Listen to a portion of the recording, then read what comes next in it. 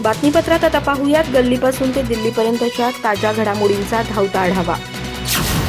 पश्चिम बंगालच्या मुख्यमंत्री आणि तृणमूल काँग्रेसच्या सुप्रीमो ममता बॅनर्जी यांनी 2024ची लोकसभा निवडणूक एकट्यानं लढवण्याची घोषणा केली आहे। ममता बुधवारी म्हणाल्या, काँग्रेसनं पश्चिम बंगालमधील जागा वाटपाचा माझा प्रस्ताव नाकारलाय। अशा स्थितीत आघाडी करण्यात अर्थ नाही। बंगालमध्ये आम्ही एकट्यानंच निवडणूक लढवू। मीडिया रिपोर्ट्सनुसार काँग्रेस बंगालमध्ये लोकसभा निवडणुकीसाठी 10-12 जागांची मागणी करत आहे, तर टीएमसी फक्त 2 जागा देण्यावर ठाम आहे। 2019च्या लोकसभा निवडणुकीत काँग्रेसनं जिंकलेल्या या जागा आहेत। टीएमसी, काँग्रेस आणि बंगालचे डावे पक्ष देखील इंडियाचा भाग आहेत। अशा स्थितीत जागा वाटपाचा प्रश्न गुंतागुंतीचा आहे। ममता यांनी आधीच सांगितले की जर टीएमसीला महत्त्व दिलं गेलं नाही तर टीएमसी राज्यातील सर्व 42 लोकसभा जागांवर आपले उमेदवार उभे करेल आणि भाजपशी थेट लढत देईल। 2 दिवसांपूर्वी ममता म्हणाल्या होत्या की निवडणुकीत भाजपशी टक्कर देण्यासाठी टीएमसीकडे ताकद आणि पाठबळ आहे। काँग्रेसचं नाव न घेता त्या म्हणाल्या, पण काही लोकांना जागा वाटपावरून आमचं ऐकायचं नाही। तुम्हाला भाजपशी लढायचं नसेल तर लढू नका, किमान आम्हाला जागा द्या। महाराष्ट्र आणि महाराष्ट्राच्या बाहेर केंद्रीय तपास संस्थांच्या माध्यमातून विरोधकांना त्रास द्यायचा आणि त्यांच्यावर कारवाई करायची अशा प्रकारासाठी या संस्थांचा वापर केला जात असल्याचा आरोप राष्ट्रवादी काँग्रेसच्या शरद पवार गटाचे नेते तथा माजी मंत्री अनिल देशमुख यांनी केलाय। या संस्थांच्या मार्फत जाणीवपूर्वक आपल्या विरोधकांना टार्गेट केलं जात आहे। या माध्यमातून विरोधकांना त्रास देण्याचं काम सुरू आहे। रोहित पवार यांना जी नोटीस आली आणि आज ते ईडी कार्यालयात सर्व कागदपत्र दाखवणार आहेत, मात्र हे सर्व ठरवून सुरू असल्याचा आरोप अनिल देशमुख यांनी केलाय। असे प्रकार फक्त महाराष्ट्रातच नाहीत तर महाराष्ट्राच्या बाहेर देखील सुरू आहे। दिल्लीला अरविंद केजरीवाल यांच्या पक्षाला त्रास दिला जातोय। पश्चिम बंगालमध्ये ममता बॅनर्जी यांच्या पक्षातील नेत्यांना देखील त्रास दिला जातोय। झारखंडमध्ये देखील मुख्यमंत्र्यांना त्रास दिला जातोय। अशा प्रकारे ज्या ठिकाणी विरोधी पक्षातील नेते प्रभावीपणे काम करतायत त्या ठिकाणी त्यांना टार्गेट करण्याचं काम सध्या सुरू असल्याचा आरोप माजी मंत्री अनिल देशमुख यांनी केला। मनोज जरांगे पाटील यांच्या नेतृत्वातील मराठा आरक्षणाचा मोर्चा हळूहळू मुंबईच्या दिशेनं घोडदौड करतोय। हा मोर्चा मंगळवारी रात्री उशिरा पुण्यात पोहोचला। त्यानंतर बुधवारी पहाटे 5च्या सुमारास मनोज जरांगेंची तिथं सभा झाली। आता हा मोर्चा लोणावळा या आपल्या पुढल्या मुक्कामाच्या दिशेने निघालाय। या मोर्चासाठी पुण्यात लक्षवेधी मराठ्यांची गर्दी जमली होती।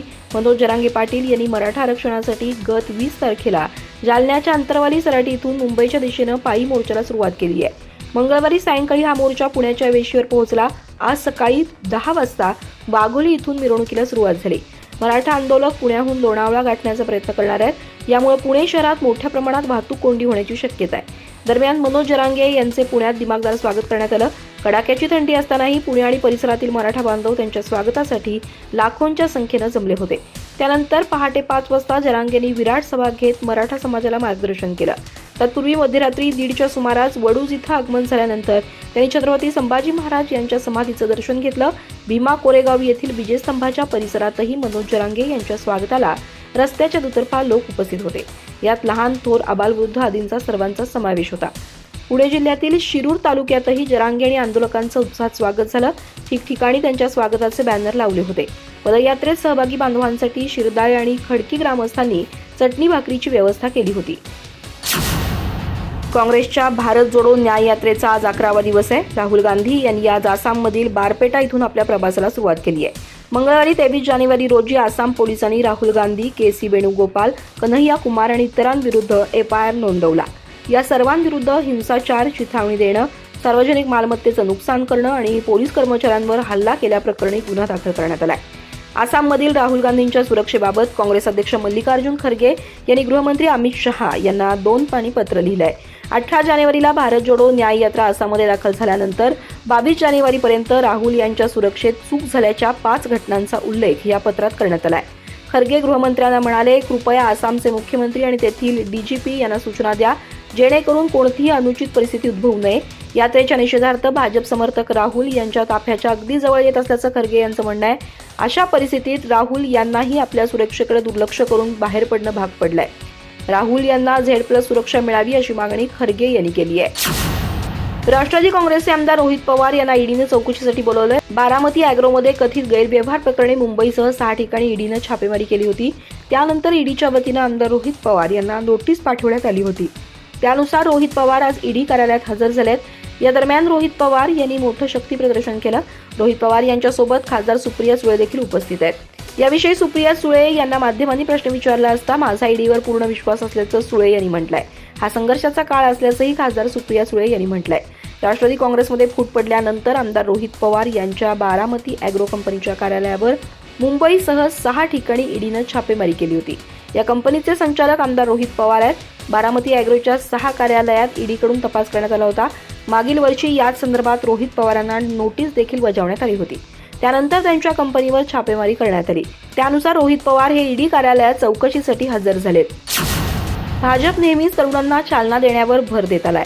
हेच पुढे नेत पक्ष त्यांच्या केडरमध्ये IIM आणि IIT सारख्या संस्थांमधून उत्तीर्ण तरुणांना सहभागी करण्याच्या योजनेवर काम करत आहे. पक्ष अशा हुशार व्यावसायिकांची भरती करत आहे ज्यांना राजकारणात यायचं आहे, मात्र राजकारणाच्या प्रवाहात एकरूप झाले नाहीत. या तरुणांना एखाद्या नेत्याशी संबंध वा पक्षाचा प्रचार आणि रॅलीत सहभागी होण्याचं बंधन नसेल.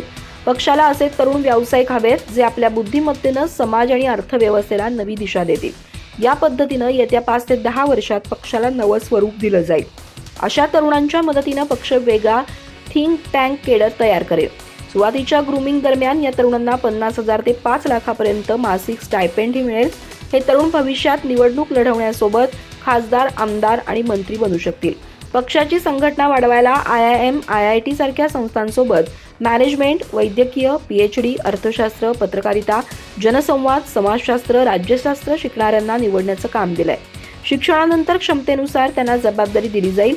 या तरुणांना भविष्यात PMO तसंच केंद्रीय मंत्री, मुख्यमंत्री, राज्याचे मंत्री, खासदार, आमदार किंवा संघटनेच्या कार्यालयात संधी मिळेल.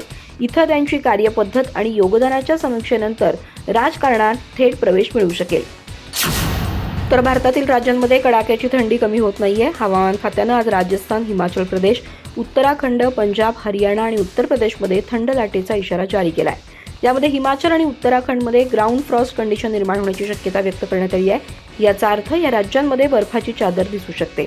उत्तर प्रदेशातील मेरठमध्ये तापमान 1.5 अंश नोंदवलं गेलं. याशिवाय दिल्ली, बिहार आणि मध्य प्रदेशमध्ये कडाक्याच्या थंडीचा इशारा देण्यात आलाय. पाटण्यातील थंडी पाहता 8वी पर्यंतच्या शाळांना उद्या 25 जानेवारी रोजी सुट्टी जाहीर करण्यात आली आहे. यापूर्वी इथं 23 जानेवारीपर्यंत सुट्टी जाहीर करण्यात आली होती. उत्तर भारत आणि मध्य भारतातील राज्यांमध्ये येत्या काही दिवसात थंडीचा प्रभाव कायम राहणार असल्याचं हवामान खात्यानं म्हटलंय. दुसरीकडे दक्षिणेकडील राज्य वगळता देशाच्या इतर भागात आज सकाळी दाट धुकं दिसून आलं.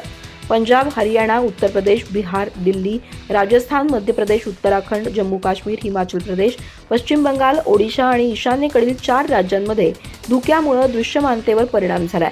पंजाबमधील अमृतसरमध्ये 0 दृश्यमानता नोंदवण्यात आली. याचवेळी UPच्या वाराणसी आणि प्रयागराजमध्ये 25 मीटर आणि मध्य प्रदेशातील ग्वाल्हेरमध्ये 50 मीटरच्या पलीकडे दिसणं कठीण झालं होतं.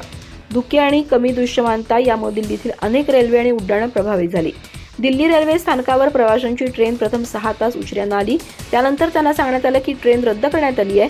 दुसरीकडे विमानतळावरही प्रवाशांना तासनतास ताटकळत उभं राहावं लागलं. 10वी-12वीची परीक्षा देणाऱ्या विद्यार्थ्यांना आता परीक्षेसाठी 10 मिनिटं जादाचा वेळ मिळणार आहे. विद्यार्थ्यांचं हित लक्षात घेऊन महाराष्ट्र राज्य माध्यमिक आणि उच्च माध्यमिक शिक्षण मंडळानं परीक्षेसाठी विद्यार्थ्यांना वाढीव वेळ देण्याचा निर्णय घेतलाय. राज्य मंडळाच्या या निर्णयामुळे सध्या 10वी-12वीच्या बोर्डाच्या परीक्षेची तयारी करणाऱ्या लाखो विद्यार्थ्यांना दिलासा मिळालाय. राज्य मंडळातर्फे 10वी-12वीच्या बोर्डाच्या परीक्षेत प्रश्नपत्रिका वाचण्यासाठी परीक्षेच्या वेळेपूर्वी 10 मिनिटं अगोदर प्रश्नपत्रिकांचं वाटप विद्यार्थ्यांना यापूर्वी करण्यात येत होतं. दरम्यान 10वी-12वीची बोर्डाची परीक्षा विद्यार्थ्यांच्या जीवनातील एक महत्त्वपूर्ण टप्पा असल्यामुळे पालकांसह समाज घटकांचंही या परीक्षांकडे बारकाईने लक्ष असतं. परंतु प्रश्नपत्रिका मोबाईलवर तसंच अन्य सोशल मीडियाच्या माध्यमातून व्हायरल झाल्याच्या अफवा यासारख्या घटना काही अंशी घडत असल्याचं निदर्शनास आलं. अशा प्रकारच्या घटनांना प्रतिबंध घालण्यासाठी आणि परीक्षा निकोप, भयमुक्त आणि कॉपीमुक्त वातावरणात सुरळीत पार पडाव्यात यासाठी परीक्षेच्या दिलेल्या वेळेपूर्वी 10 मिनिटं अगोदर प्रश्नपत्रिका वितरित करण्याची सुविधा फेब्रुवारी-मार्च 2023च्या परीक्षेपासून रद्द करण्यात आली होती. परंतु विद्यार्थ्यांचे हित लक्षात घेऊन पालक आणि विद्यार्थी यांच्या मागणीचा विचार करून फेब्रुवारी-मार्च 2024च्या परीक्षांसाठी 10 मिनिटं वेळ वाढवून देण्यात आलाय. परीक्षेच्या वेळेनंतरची 10 मिनिटं वाढवून दिली आहेत अशी माहिती राज्य मंडळाच्या सचिव अनुराधा ओक यांनी दिली.